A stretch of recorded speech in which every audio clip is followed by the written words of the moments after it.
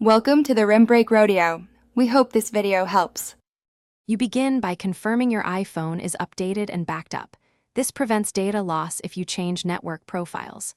Once done, sign into your Apple ID and note the Wi-Fi password or carrier details. Open Settings and choose Cellular for mobile issues or Wi-Fi for local networks. This gets you to the controls you need. Make sure to disable airplane mode if active, because that blocks all radios. Now tap the network you want to fix and proceed to the actionable controls. You'll toggle the relevant radio off and on to clear transient glitches.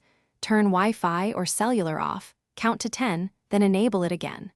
If that fails, tap the network and choose Forget this network, then rejoin by entering the password. This removes bad credentials or DHCP assignments. For carrier or persistent DNS problems, go to Settings, General Reset Network Settings.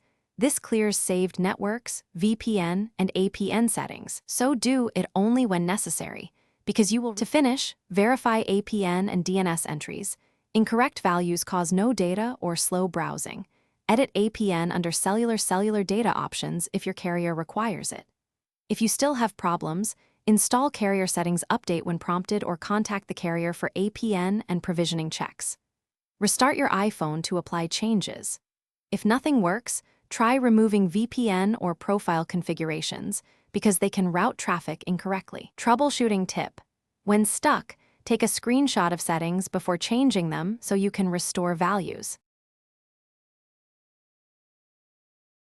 Thanks for watching. Consider subscribing if we helped you.